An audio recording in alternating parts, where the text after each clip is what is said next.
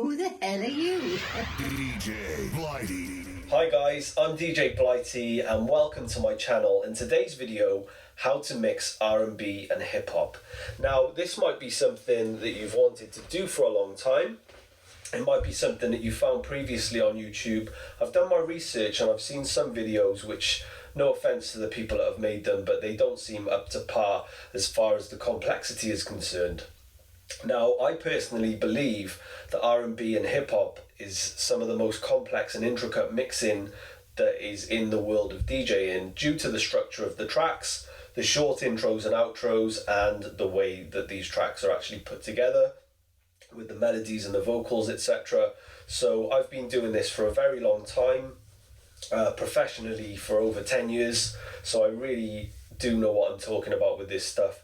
I'm going to give you a good in-depth insight into it today by giving you a bird's eye view of what I'm doing on the decks and also a screen grab of what I'm doing on the laptop on Serato, so you can hopefully take away a lot from today's lesson. Now, this isn't a specific lesson aimed at beginners or intermediate or advanced, but if you are interested in mixing these genres properly, I hope that you can take away a lot from today's video. If you've got any questions or you don't understand anything thoroughly, please feel free to hit me in the comments below. I'll try my best to answer as soon as possible. And if you're not already doing so, please hit the subscribe button and don't forget to turn on that notification bell so you don't miss future uploads. Right, let's get into the lesson. Okay guys, so we're going to look at a few different transition techniques using these two classic tracks I've lined up. So on the left deck we've got Eve with Let Me Blow Your Mind. On the right we've got Ja Rule with Always On Time. I'm pretty sure if you know anything about R&B and hip hop, you will know these tracks. It's something you can access easily as well. If you can't get hold of intro versions, just grab the originals and these will be a great practice tool for you. So I'm going to run through some simple techniques and some more advanced techniques. I'll keep them as explanatory as possible. So I hope I don't lose you along the way. If you've got any questions on anything, please hit me in the comments below.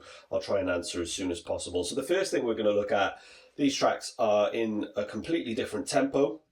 And they're in a completely different key. Now, key is important when you are mixing musical elements together because you want them to sound good harmonically. I will do another video in the future on mixing in key, but that's not what today is about. Today is about mixing with original tracks without intro beats. So the first thing we need to do is make sure the tempos are on point. Now, what I'm going to show you here is the fact that we've got something which is really cool called key lock. Now, if you don't have this on your hardware, it will be available on your software, whether you're using Serato DJ like I am, or whether you're using a similar setup, for example, Rekordbox, Tractor, or even Virtual DJ. This will be on all of those softwares. And let me just show you what that actually does for us in terms of tempo range. So this track is naturally 90 BPM, 0.0% at the moment. This is with key lock on, and we're going to go to +8 and -8%.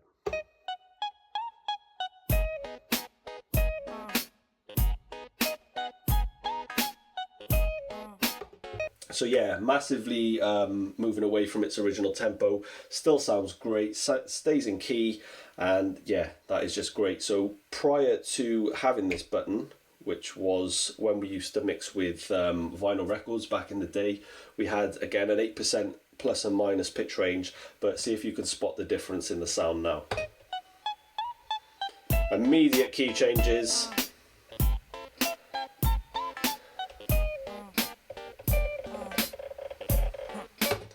Just does not sound good. So that being said, that's why I've always tried to stick to plus or minus 8% range, even though you can take it a lot further with this equipment. But generally, as a rule of thumb, I try not to go out of about 6 BPM plus or minus when I'm mixing, and then try and get it a bit closer to its original tempo after the transition's been carried out. So for this one, we're going to take this one to 96 BPM.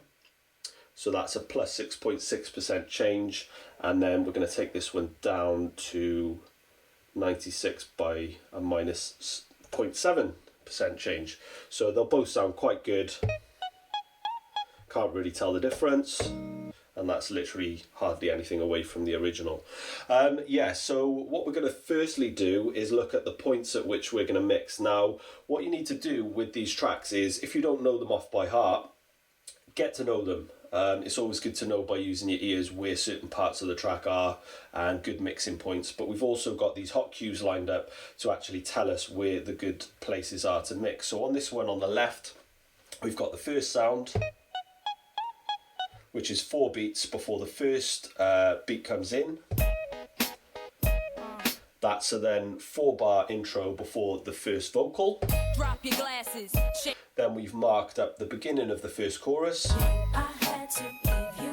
and the end of the chorus, which takes us into a 4-bar bridge, and that's the end of that bridge. So we've got options of where we're actually going to mix depending on the length of the track that we're going to bring in.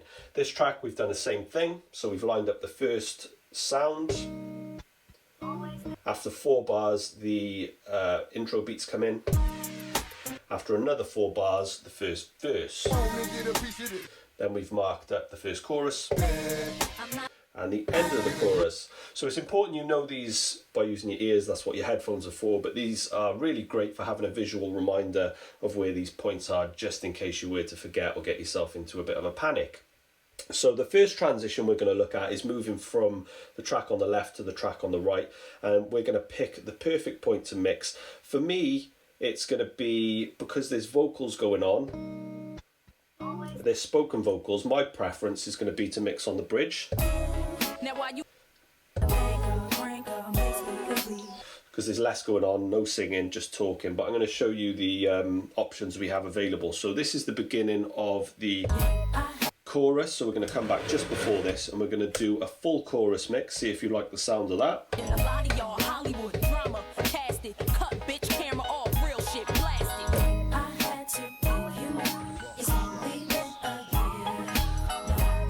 It's important we bring the bass out now.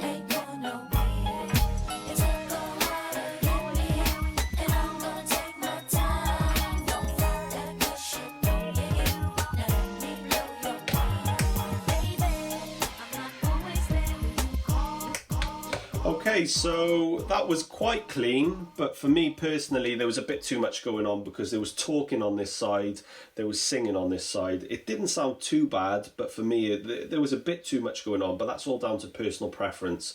What I would do personally is either come at the end of the chorus, so the second half of the chorus, so then the beats drop in, so there's less going on together. That's why I had to bring the bass out on the first transition, because we never want 2 kick drums playing together at the same time, because it'll just distort and sound terrible. So let's go to the second half of this chorus and mix from there.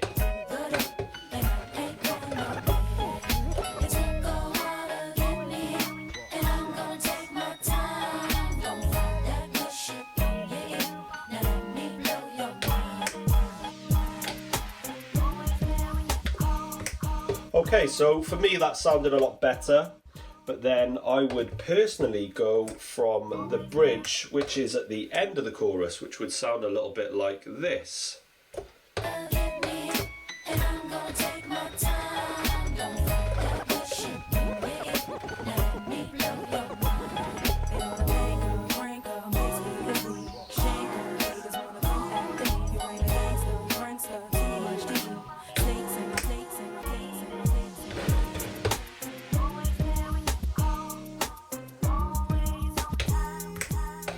So yeah, there's a few different options there, but it's all about knowing your track and just trial and error and finding really what works for you and your personal preference with it. But for me, out of those, I think the second was good, the third was probably the cleanest, because there's less going on. But it's all about listening, finding the sections in the track, marking them up with cue points just as a visual aid and reminder, and then going from there to practice. What we're going to do now is we're going to move from the right track to the left track, so we're going to look at a few options there. Now what we've got to take note on is the fact that these tracks aren't in the same key. Now this is important and something I will do in a future lesson, but for today we're just looking at how we actually work around tracks without intros, and sometimes it's better to use tracks without intros because they have more impact. I'll show you as for why when I transition into this track now. First of all, I'm going to show you an intro using the beats. It's not going to sound as good as I would like it to because the keys are different. It shouldn't sound too bad because I have done this transition before, but I'm going to show you after this a 1 beat drop which means I drop it on the 1 and take this track out, and this just goes into the intro beats. But you can see which one you prefer, and yeah, let's see what that sounds like.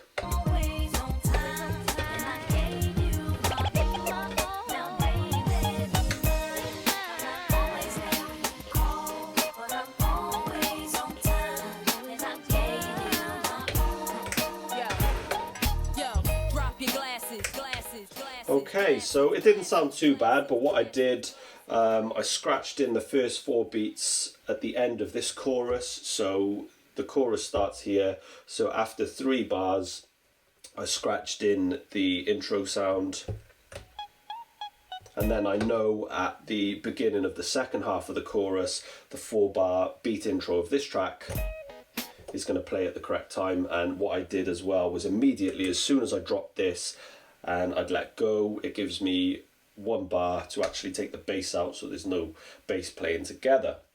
With R&B and hip hop mixing, it's not like house, so there's no gradual changes of frequencies. We're doing very quick mixes a lot of the time, so it's important to actually build up your confidence with quickly turning bass off and on, etc. So sometimes it's simultaneous, so you'd start like this and you'd have to switch it over quickly, but that's something that practice will make you improve on. The next thing we're going to look at is dropping this on the first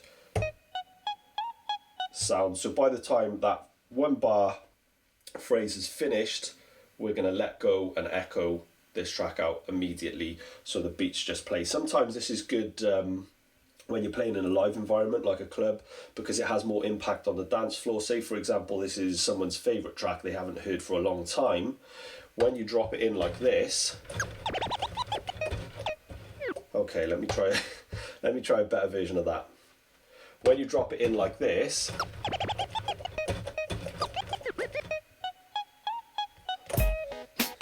it's like, yeah, this is on, I can't wait to dance this. Sometimes it's better and it's more impactful than mixing. So let's try that in transition.